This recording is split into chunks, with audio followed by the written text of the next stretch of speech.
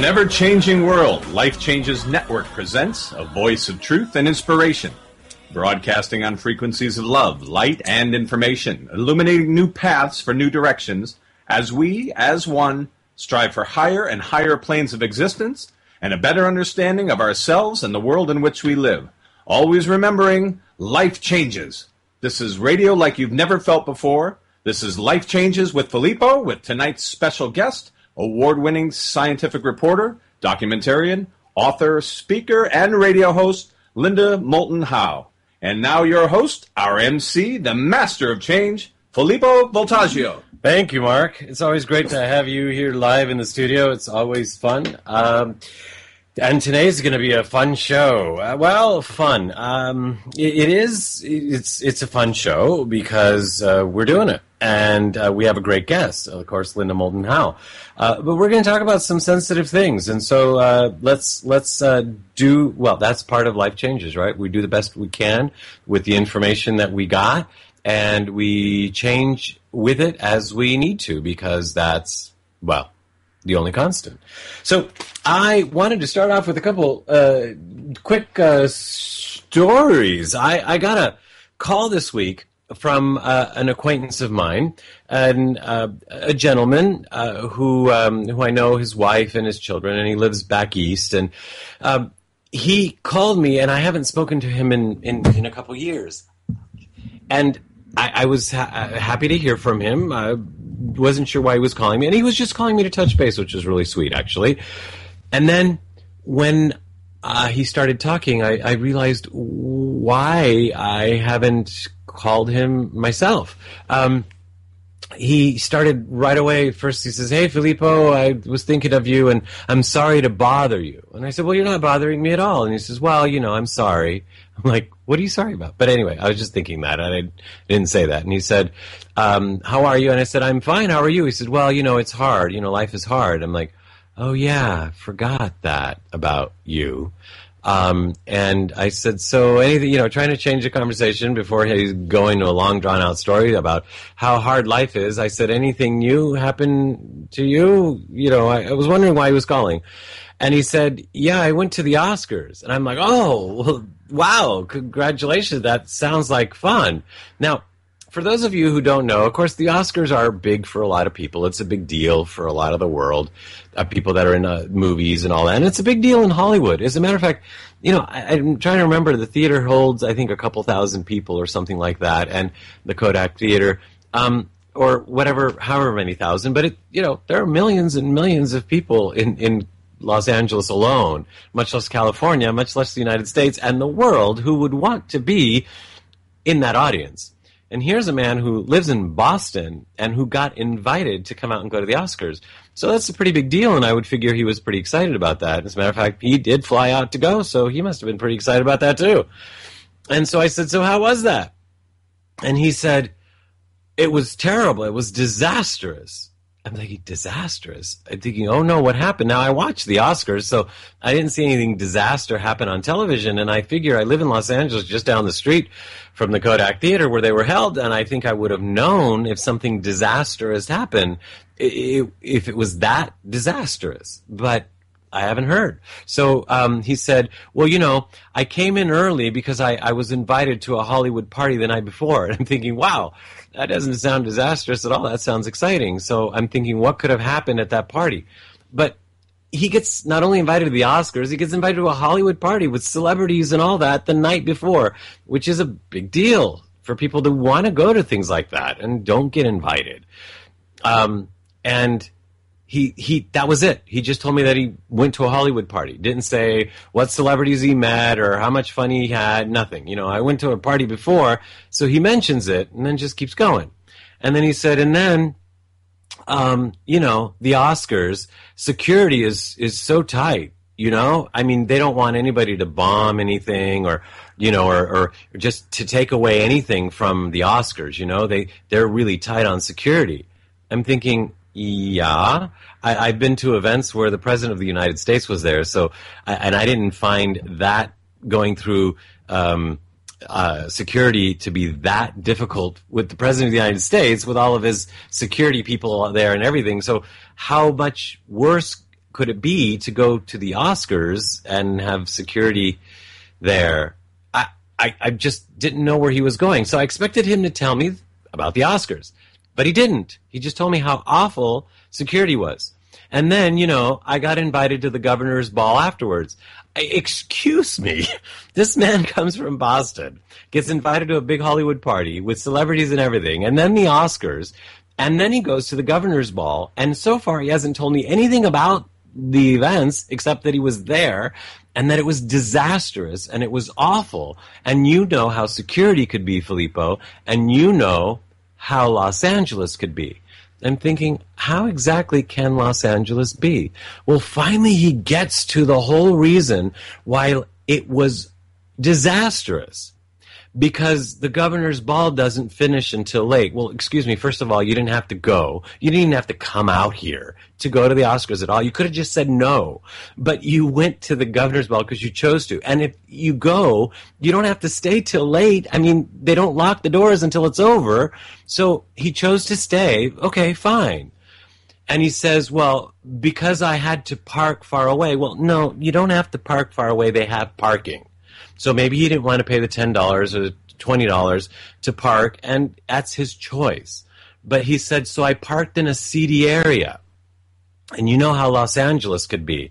And I'm thinking, yeah, Los Angeles could be great, especially if you're going to the Oscars. And he said, so here I was. It was dark. It was late. And I couldn't find my car. So the area just got seedier and seedier. And this was his whole story. Not about the Oscars, not about the party beforehand, not about the party afterwards. It was about the seedy area and how he walked to find his car and he couldn't. And at one point, this car came down the road with two men in it. Now, it wasn't an old car, he said. It was a nice car, actually. But these two men looked at me. And then they went down the block, turned around, and they came back. And that was it. I started running, and I ran, and Filippo, I was out of breath, and I jumped into these bushes. So it was awful. It was disastrous. And I said, well, what happened? I figured he got slashed. He ended up in the hospital for days, something. And so he didn't say anything. I said, well, what happened? And he said, well, I was in the bushes in my tuxedo, and I got scraped. And I said, and? He said, well, my heart was beating, and the men came back. I said, and what'd they do? He said, well, they couldn't see me, so they drove off. And I was listening to this, and I was remembering how every single story this man has ever told me was all about that kind of stuff. And I thought, talk about the law of attraction. This man creates these disasters. How he could create this disaster and only talk about this disaster around this huge event that he flew out to be a part of, I think to myself, wow, this is what we do. This is how we create our world, and this is how we propagate it, and this is how we engage other people in it. The good news is that we can engage them positively, happily, joyfully, or we can engage them negatively or even pathetically, as this gentleman was trying to engage me. I quickly got off the phone and said, I'm glad you're okay and all the best to you. Got off the phone because I don't want to do that anymore. There's a lot going on in the world. I mean, we could talk about Japan, and we are going to talk about Japan. We can talk about people who are having true disasters. And still, some of these people are trying to make the best of it they can. And here, it almost seems like he had to invent something because of, I don't know, the pathetic way he lives his life. And I know he's not listening to the show, because if he listened to the show, he wouldn't be telling stories like that. I just know it, because he might have learned something. There's another way. There's another way, and we're looking for it together. And I wish him the best, and I hope that he finds it. But it really made me reflect on, how do I look at the world, and what are the stories that I share with people? And it made me think of a of a word. Mark, what's those words that you make up every once in a while when you bring two words together?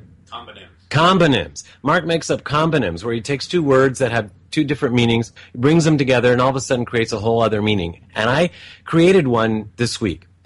Maybe it was because of this call, but it was empathetic. Empathetic. Now, people know what empathy is. Empathy is if you're very sensitive, if you're tuned in, if you feel everything, if you you can intellectualize or intuit people's feelings or things like that, which I've been most of my life, and I didn't know that's what I was or that's what I was feeling. Now, the pathetic part is the part, well, we all know what pathetic is, but empathetic instead of empathic is somebody who feels all that stuff and senses it. Empathetic is the word that I made up, the combonym, is somebody who feels all that stuff and lets them, these things, these feelings, turn them into, paralyze them. And not know what to do, or just break out into tears and do nothing because you don't know what to do. Well, you know, I was getting that feeling when I was thinking about Japan, and I was feeling these people suffering, and I was thinking, oh, there's got to be some, you know, there's nothing I can do, actually, is what I was thinking, and I was feeling very sad and maybe a bit depressed. And then I thought, how pathetic is that? You know, we can do something. I can help get information out there. I can help saying this is how we might be prepared if there's an earthquake or if there's radiation coming to us, and this is how we could make a better world or make it so that it doesn't happen to us, instead of just being pathetic and just saying, oh, woe is me, look at the world. So empathetic, that's our new word for today, and I hope we can use it to remind us that we actually can make a difference and tell different stories and create a different world. So when we come back right after this, we have our guest, Linda Moulton Howe, who is going to share some stories with us. They're actually not stories. They're some reports, investigative reports about the world as she has investigated it and will be reporting to us. Looking forward to talking to Linda Moulton Howe right after this. Clean water is not enough. Reverse osmosis, distilled water, and most bottled waters are devoid of naturally occurring minerals. They are acidic, unstructured, and hard to absorb and rob minerals from the body. IonWay's ionizers produce a superabundant supply of powerful antioxidants in each glass. Ionized water has a reduced molecular cluster size and a negative charge, hydrating you up to 6 times better. Water from an IonWay's ionizer will help you restore your body to its natural pH balance, boosting your vitality. And ionized water more effectively flushes acidic toxins from within your body. Drink the healthiest water available today. IonWay's water systems, their water changes everything. To learn more about IonWay's water systems and how you can own one today, visit our website at lifechangeswithfilippo.com and click on our sponsor page.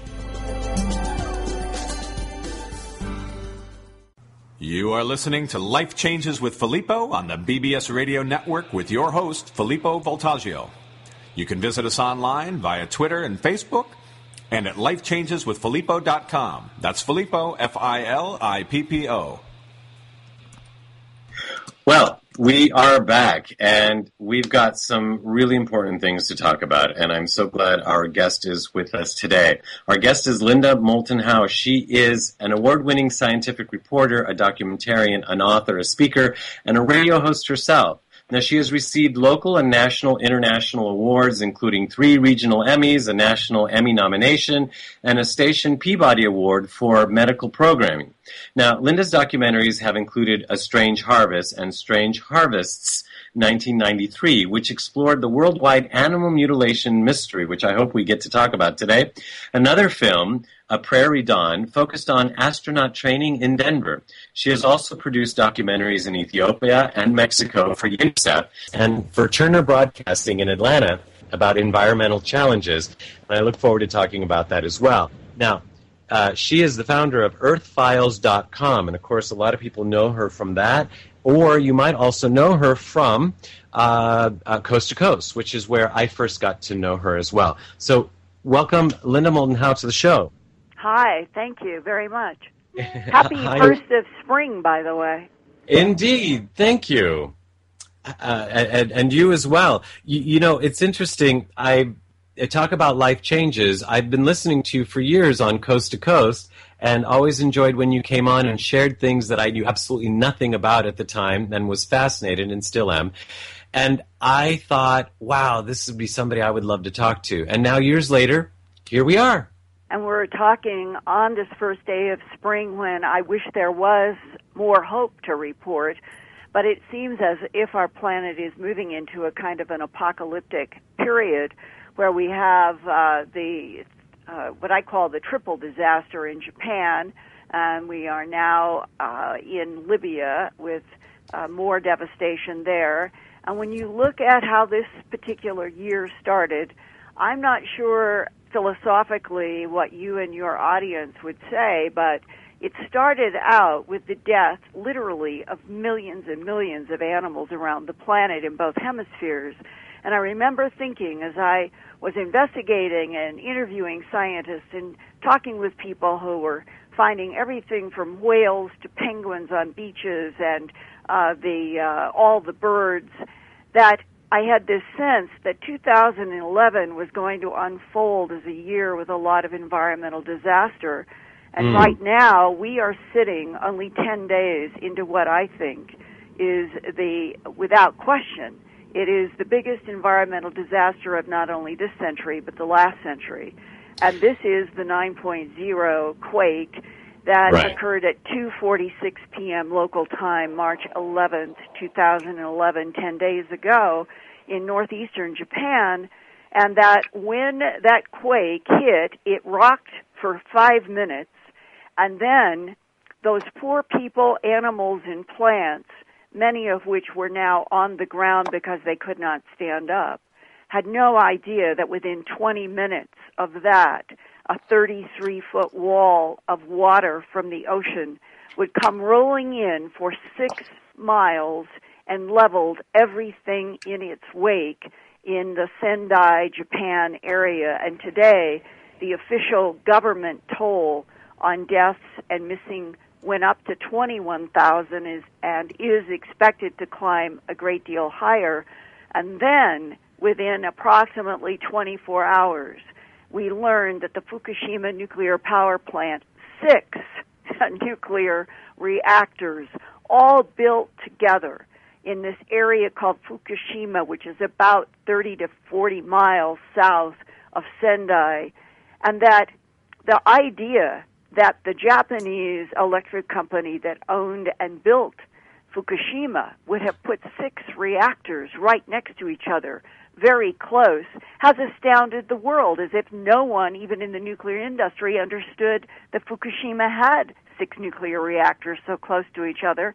And what has happened over the last 11 days to everyone's continued agony, especially in Japan, where now they are putting out warnings that people should not be drinking the water, they should not be eating the vegetables, they should not be drinking the milk, perhaps in a 50 to 100-mile radius around Fukushima in Japan. And we know that radiation levels are reaching California. Whether or not that they will go to any kind of a serious level, we don't know yet.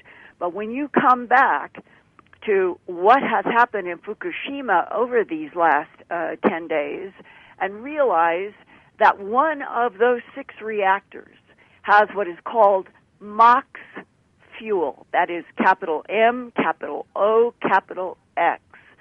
And what that acronym stands for relates to the fact that it is a fuel that is more economical to have in these fuel rods in the reactor. And it's in this 1 Unit 3. And Scott Portsline of 3 Mile Island Alert in Pennsylvania calculated yesterday that he thinks that in that Unit 3 there could be as much as 616 pounds of plutonium in that MOX fuel in Unit 3. And the next piece that's been unfolding is that yesterday there was black smoke in the evening Right. of March 20th. And when you have black smoke, it means that there is something that is on fire. And this was in Unit 3. And 24 hours later, on March 21st, also at approximately the same time in the early evening, more black smoke was coming out of damaged Unit 3, and more white, it's either smoke or steam, was coming out of Unit 2. They're right next to each other. And here's the bottom line. All of the nuclear engineers that I've interviewed in the United States of the past week say that Unit 3 is the most dangerous. Unit 1, 2, 3, and 4 have been giving problems. 2, 3, and 4 are the ones that are most likely to catch fire. If 3 catches fire, it will mean this, that the spent fuel rods that are up in that water that is what is called 6 stories above the nuclear reactor, that they have been having a really hard time getting water to stay into those spent fuel rods, and that's why they keep heating them up. And no matter how many electric cables they lay, if you don't have structures that you can hook into, and these are so damaged, and even if you try to turn on the electricity, a spark could spark and set fire in what they do not fully understand is all of the hydrogen gas now escaping in these reactors. So even to plug in electric power to these units, which they haven't tried yet because they're afraid that something's going to explode, and if Unit 3 explodes with it already showing that it's had black smoke, what could be on fire? It's what's called the zirconium. It's a cladding is the technical word. It is a layer that surrounds the rods, and inside those rods are the fissionable materials. And in Unit 3 is all that plutonium. And plutonium, without doubt, is the most dangerous radioactive particle to go into the atmosphere known. It has a half-life of 24,000 years or something. Wow. And if you inhale, or swallow just the minutest part of plutonium, it can kill you. And so now we have this unbelievable situation where there appears to be enough heat to be causing black smoke. The radioactivity now in the water, which is where Fukushima used to gather the water to cool the reactors, and they haven't been able to do that because they've had no electricity or pumps, and they've desperately been trying to use fire trucks and dump water, and it hasn't been working. The water now around the Fukushima reactors is now radioactive, and it's radioactive enough to affect the fish, the marine life, and everything that is in that water. So, like a very bad disease, the radioactivity is spreading. Tonight, there was a warning from the World Health Organization that the radioactivity levels that are now expanding far beyond Fukushima have actually stunned the scientists who have been studying this terrible situation. And we are now as I talk with a nuclear engineer, Arnie Gunderson, and have a podcast at Earth Files where you can hear him, 39 years experience as a nuclear engineer. About 9 days ago, he told CNN that he thought we were dealing with a Chernobyl on steroids, quote unquote. And he was lambasted by his colleagues for painting such a dire picture. But look what has happened in the last 9 days. Right. And when I interviewed him 4 days ago, and he's now in the podcast at earthfiles.com, he said, I think that what we are dealing with is equal to Chernobyl or could be worse, and here's the reasoning. There are 6 nuclear reactors at Fukushima right next to each other closely. You can see them in the photos. Chernobyl was only one, right? And Chernobyl was only one reactor that went into a criticality, which was a chain reaction, and it caused a blow-up. And there in Chernobyl, they could bring in helicopters and drop boron onto Chernobyl. But in Japan, everybody said the first day. I think there was even word that Hillary Clinton put in a call to the Japanese government and said, we're standing by to help bring boron. But all of those 6 reactors are called a Mach 1, M-A-C-H, Roman numeral 1, except I think one design is different. And they have roofs. And these roofs would then prevent dropping any boron down into the reactor.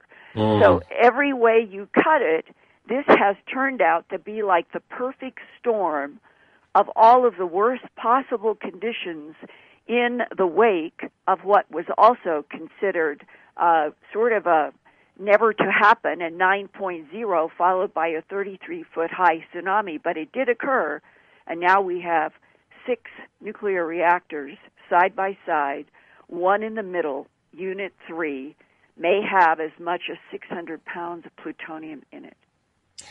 Linda, you started off this with saying at the beginning of the year started with millions of animals dying, and I that is true. And I was thinking that it kind of like when we do a cleanse in our bodies, that sometimes we feel worse before we feel better because the body's getting rid of a lot of stuff. And so I was thinking that as you were saying it. But then when you then went into Japan, it's like, well, it's hard to think along the same lines because we're talking about people's lives, and then we're also talking about our lives and what kind of quote-unquote cleansing are we actually really talking about? And could this be a cleansing of the whole civilization, at least as we know it?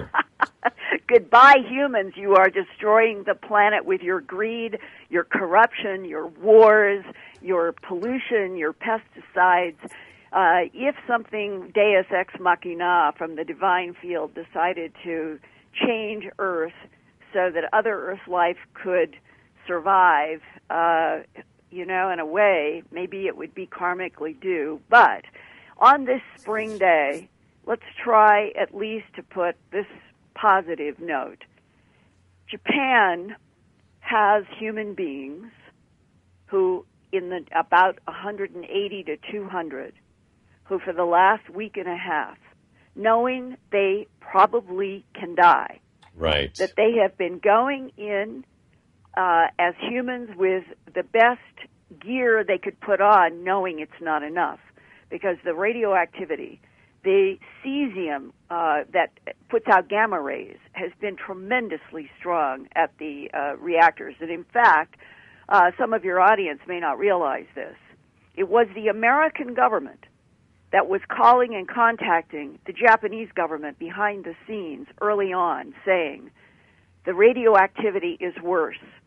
And Japan wanted, I assume that the electric power company wanted to see if it could get on top of this situation before the embarrassment to the world of what a disaster they had on their hands they would have to stand in front of microphones and describe. Mm-hmm. And we know that it was only now, 3 or 4 days ago, that the Prime Minister of Japan stood before a lot of microphones and was enraged in another language. You could tell his anger at a Japanese company who had clearly not built this plant the way it should have been and was not leveling with anyone, including the Japanese Prime Minister, and he was indirectly acknowledging it was the Americans. It was the American nuclear engineers, it was the American government that behind the scenes was contacting the Prime Minister's office and saying, you have a bad situation and it's going to get worse. And we had a plane fly over with infrared earlier last week, and I think it was that morning when after that plane had flown over, and then there was helicopters. They tried to bring in helicopters to drop water.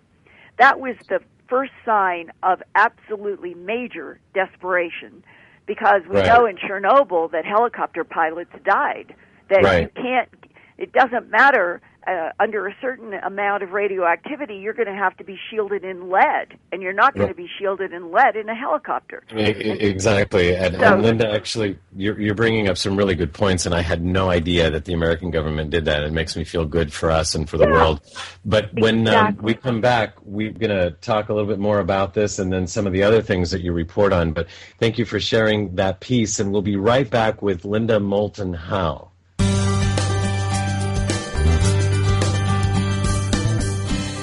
There are self-help seminars costing thousands of dollars guaranteeing miraculous transformations. There are compelling speakers and life-changing weekend experiences where you can walk on fire. They all deliver revelations that guarantee you'll come back for the more expensive revelations filled with even greater wonder next month on Fiji. We get addicted to positive, heartfelt, expensive theater. What we really need is a jumpstart, an awakening. Someone who can give us a reminder that everything we need lies within. Through inspiration and practical knowledge, Dorothy Donahue helps people get grounded and motivated, inspired and energized. It's not just words and affirmations and the power of intention. It's a mindset brought about by a tangible, transcendental experience, an audio-visual, physical, spiritual experience that helps us realize we transform ourselves. We get tools to become the conscious co-creators of lives of unlimited potential. Find out more. Go to DorothyDonahue.com.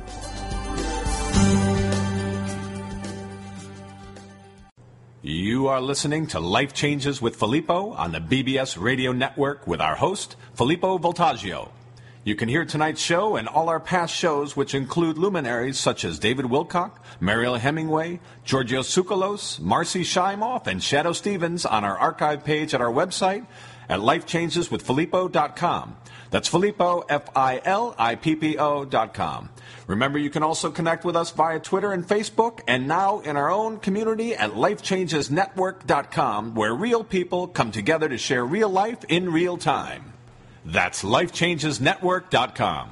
Want to remind everybody that, by the way, I'm Filippo Voltaggio, and that we're talking to Linda Moulton Howe, and she's the founder of earthfiles.com, and you can go and learn more about what she's doing, but what we're talking about today at earthfiles.com, and I encourage you all to do that. Linda, as I'm listening to you, it's interesting. I get two things. The first thing I get is that somewhere I get a sense that when, and I'm going to say when we get past this disaster, and I don't know how and I don't know when, but that on the other side of this, that my hope and trust is that people will have been awakened by this, by the fear that it caused or the disaster that it has already caused and could potentially still cause, and say, no more lying to us, no more hiding the information, no more of these kinds of solutions to our problems. We have to find other ways. I'm hoping that there will be that. And the other thing that I'm making a correlation here is that everything you report on and we're so glad that you do this, because whether it's animal mutilations or crop circles or UFOs and now these events in Japan, all of them have a couple things in common, and the most important thing is that information has been withheld. Yes, that is true. Yes, that is true, but if I could, to let your listeners know, I'm reporter and editor of earthfiles.com, which is a news website. It's hard news about science, environment, and the real X-Files section are the reports that I get from multiple eyewitnesses around the world that I cannot prove. And so as a journalist, that is the special section at my news website where material related to the UFO phenomena or abductions goes. Crop circles and animal mutilations are hard physical evidence around the world, and they are always reported in the environment section. And so when I go back to how I became a reporter in the first place, I did my graduate work at Stanford University, and I left there to produce television having to do with subjects related to medicine, to science, and the environment, and that's been my beat now my entire career and is to this day. And it's in the context of trying to look at the earth, not just the mysterious parts, but the earth that we depend upon for our survival, which is the land, the water, and the air, and that what humans have been doing in the evolution of civilization to their own planet, very self-destructive, is the one common denominator that I see and I fail to understand. And that brings me to something that I would like to share with you and with your audience about the crop formations that I think, for me personally, has always been a bright note, a positive note, amid all the seeming chaos and violent contradictions of this planet. And Excellent.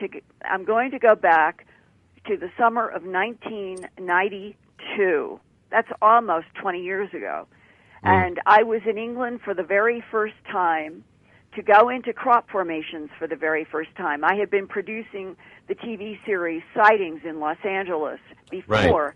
And the year before, we had covered crop formations, which were being reported on CBS in 2020 and all around the world as major news.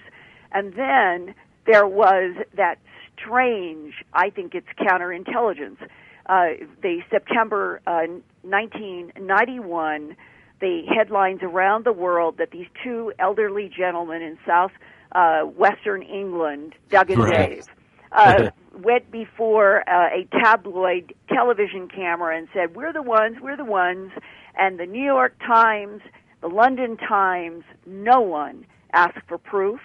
They just ran with these absolutely mindless headlines that then lassoed this extremely important phenomena into the hoax category, which is what counterintelligence is very good at doing. Meanwhile, the rest of us who were actually going out into crop formations in the United States, Canada, England, Australia, around the world, this was happening in 33 nations in 1991, including rice paddies in Japan that had water in them and complex formations. We were going out and gathering soil, gathering plants, getting them to scientists, and finding that there were extraordinary biophysical and biochemical changes in the plants, in the seeds, and in the soil.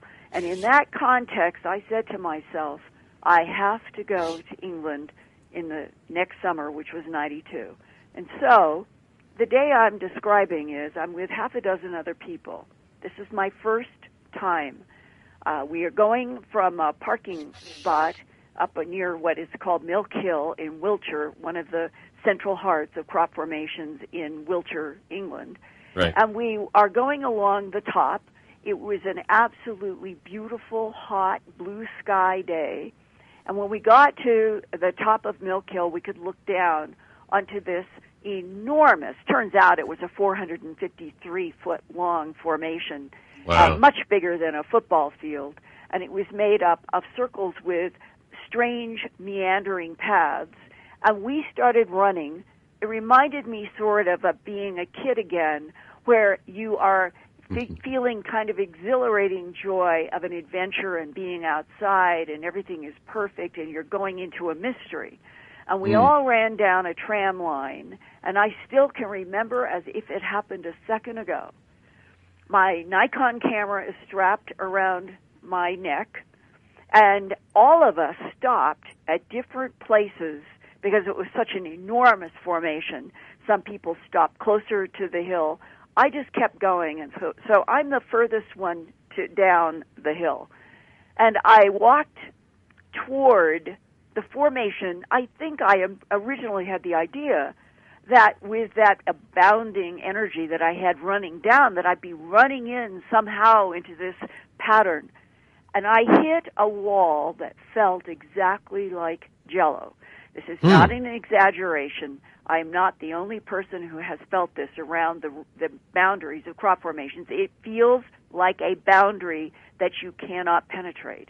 And I was so shocked that I stood at the edge of the formation, raised my Nikon with the zoom, and I must have been there for 20 minutes exploring, if you want to put that word. I was exploring a crop formation through my camera, feeling that I have been stopped, and realize that the people to my left, up further, the same thing. Eventually, after about 20 minutes of not even treading anywhere into this formation, I decided, because I could see that a couple of people had walked in far up from me, I would try. And the truth was, I felt intuitively, without understanding why, that I was beginning to step on hallowed ground. There is no other word. And as I stepped into this formation and was overcome with this sense of don't crush, don't stomp, don't stay at the edges, protect this, I could see that I was looking at 5 layers going in different patterns. If you lifted up the upper layer, there was another layer.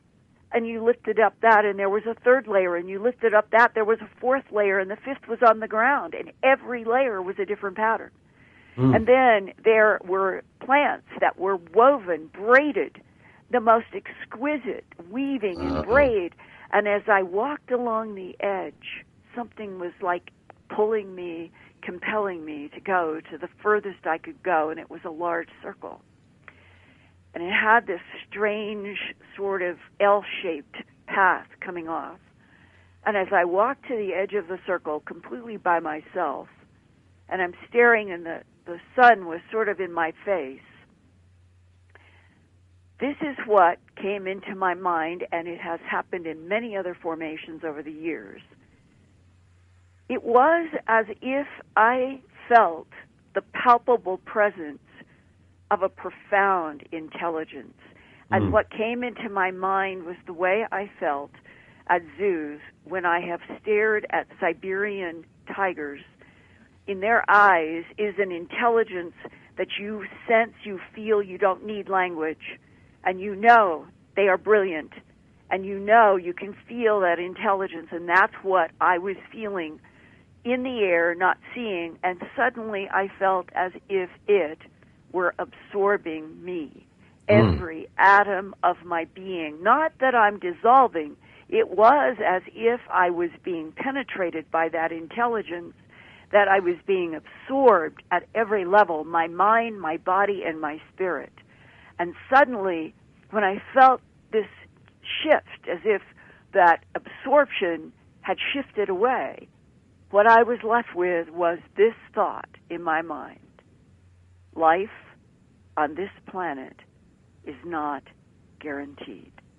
And that the intelligence that has been putting down the crop formations now, going all the way back really into the early 80s, most people don't realize that, it is somehow tied into time, I'm convinced of it, timelines.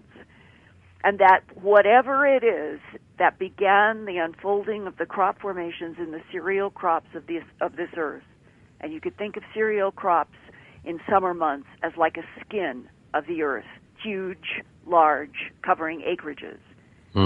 That whatever this intelligence is, I do not believe that the crop formations were designed for us.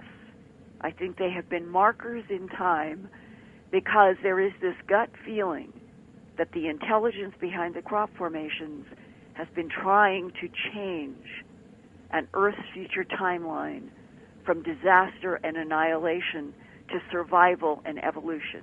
I personally think that is absolutely true.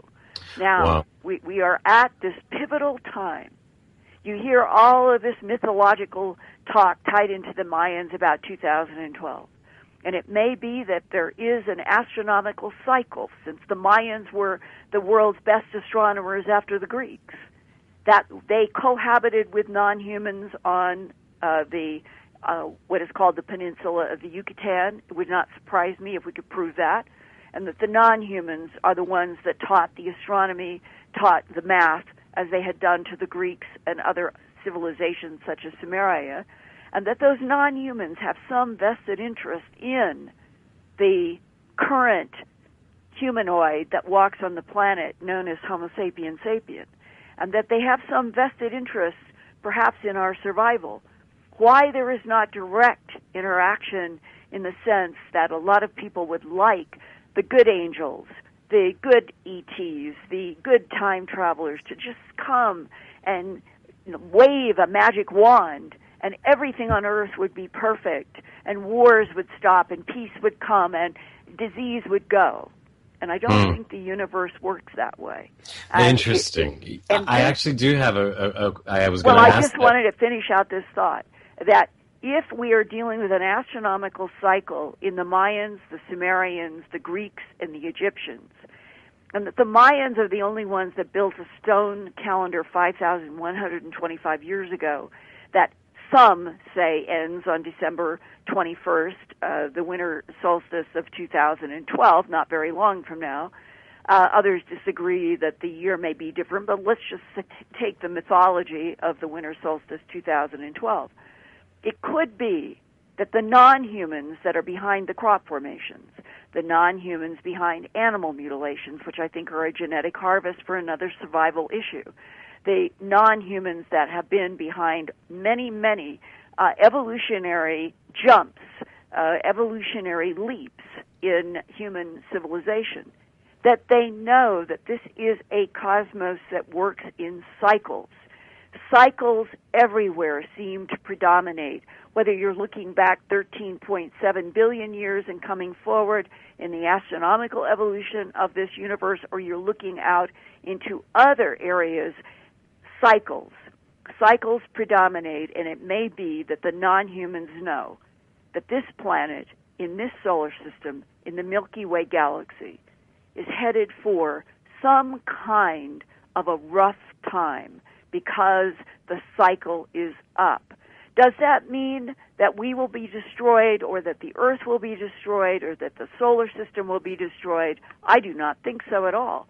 But it is tying back to the idea that we humans are like babies in this universe, and we haven't even learned to live on our own planet without killing each other. It may be that what is coming, an astronomical cycle that may or may not end up shaking this planet so much that humans are going to have to look at each other once again. If we don't work together, we are going to die together. Well, Linda, I think you've just said it all, and that's exactly where I was going at the beginning here after our break when I said hopefully we can look at this, so much of what you've talked about, and say, okay, we're never going to let this happen again, and there's got to be another way.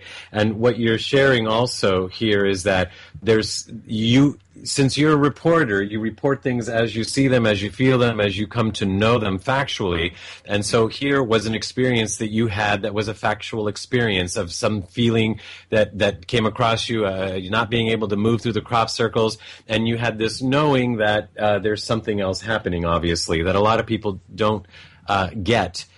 So we're glad that you got it and that you were able to report on it. And what my hope is that whatever beings these are, whatever energy that this is they could look at Japan and say, kind of like you're saying, if we can all band together and say, no, we need to do something about this. And maybe for these beings or for this energy, what's going on in Japan isn't such a big deal, then they could stop it or they can change it or reverse it or something. And Filipino, if I could just introduce one more very, very thought-provoking issue here. I'd love it. We have exactly 2 minutes, Linda. Okay, so if the crop formations are being created by time-traveling intelligences, and that they know the future, what if the time travelers are us from 40,000 or 50,000 years in the future, and that they are so advanced that they can, in the laws of general relativity and quantum physics, come back in time? And what if this period of the 20th going into the 21st century is the last time on Earth when the Homo sapien genetic material was worth harvesting? Geez, Linda, you can't leave us with that, but we're going to have to leave it at that. And this is such a busy time for you, and you were so gracious to come on the show and share with us the information that you have and help us to decipher some of this. We'll keep watching at earthfiles.com and reading what you've got to say on there as you're reporting on the information as you see it. Thank you so much for being who you are out there in the world for all of us. Well, thank you. It is a challenge. It's difficult work, but I can't think of doing anything else in my life, and I hope that you and your listeners will go to earthfiles.com and click on the hot link to hear the podcast. I think it's the second or third headline down, the podcast interview that I did with Arnie Gunderson, who has spent 39 years of his life working on nuclear issues, and it's quite a fascinating interview. Well, this interview has been fascinating, and I'm sure all the ones you have on there are. So I encourage people to do that, and then we'll have more information up on our website and at our network as well, so that people can link to that if you don't find it readily. Linda, once again, thank you. Have a great night, and thanks for being with us. Thank you. We'll be right back with our producer segment with Mark Lejeune right after this. Life Changes with Filippo is a premier radio show presented by Life Changes Network, which is a company whose team has dedicated their lives not only to positive change, but to helping others observe and embrace, honor, and even celebrate their own changes, thus enabling a more positive, inspired life and helping to create a more positive and inspired world. From everyday people to corporate giants, celebrities, and children, we are here to help and to serve. With heart and experience, we bring our message and positive intent into your home or corporate office, and even through appearances on your favorite shows. If you wish to learn more about Life Changes life coaching and a private consultation with one of us, corporate event appearances, or if you would like us to appear on your radio or TV shows, visit lifechangeswithfilippo.com and click on our representation page. You are listening to Life Changes with Filippo on the BBS Radio Network with your host, Filippo Voltaggio. You can visit us online via Twitter and Facebook and at lifechangeswithfilippo.com. That's Filippo, Filippo. You know, it's interesting. Mark, this was kind of like one of the hardest shows. Well, yeah, you know, we strive to take a positive angle, right? To be solution-oriented, to share information, to allow people to take away what they need to from our guests and from our discussions. But this was tough subject matter. All of the things that are going on, all the things that she's mentioned, that she's covered, Japan, certainly all the political turmoil.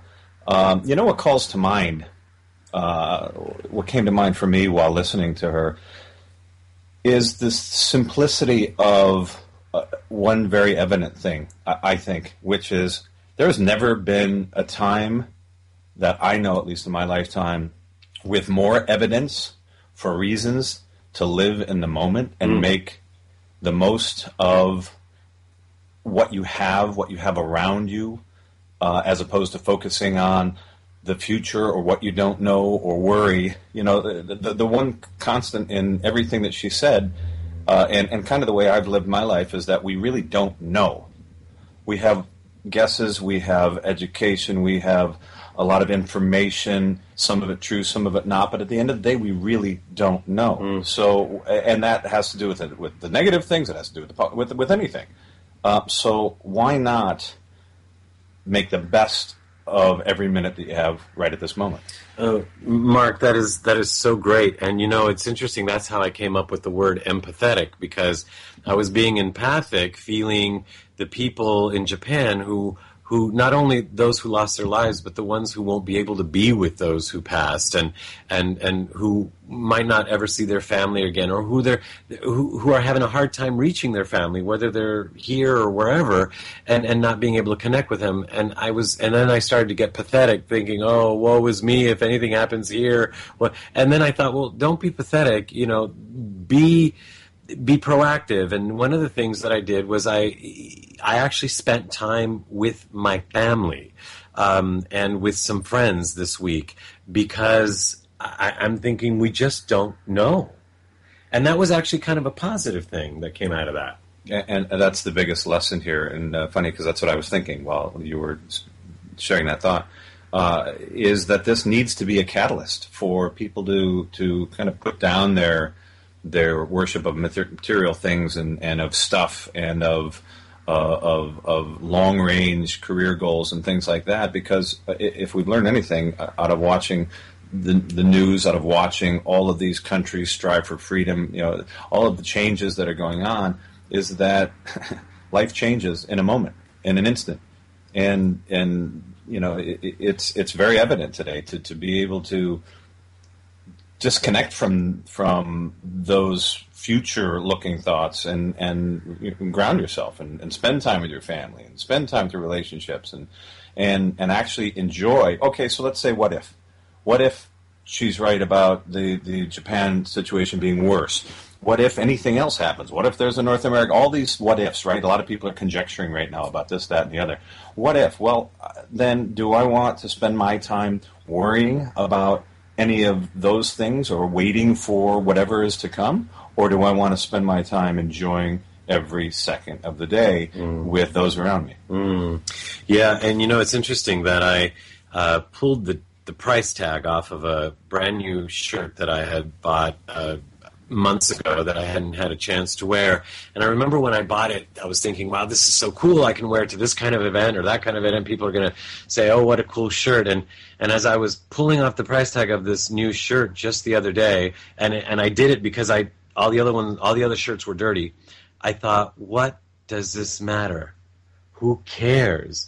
Who cares? Who am I going to show this shirt to? If my friends pass or if my family passes, what does this matter in the whole scheme of things? Well, I was thinking as I was driving in the rain today and focusing. Cool shirt, by the way, today. I can't wait to go on TV to people see the cool shirts that you wear. Perfect.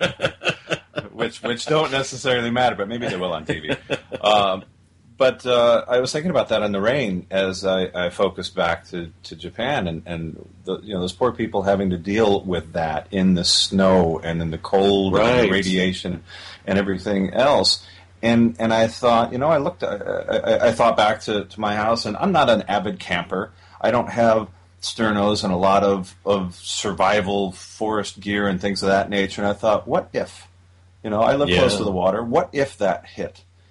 All of the stuff that I have becomes completely irrelevant, or most of it. Yeah. And how many people are in that situation? Because we have learned how we have taught ourselves how not to survive without need. Interesting. We've taught ourselves how not to survive naturally with nature, as opposed to the structures that we've built and the stuff that we have, and all of those become irrelevant in a naturally driven world. Well, I love that we are giving more meaning to things that are more meaningful, like the love for our families and friends and life. And so with that, and life changes, right? And so with that, as our life changes as we speak, I want to thank everybody for listening, being a part of this show, and being a part of the change that we all wish to see in the world.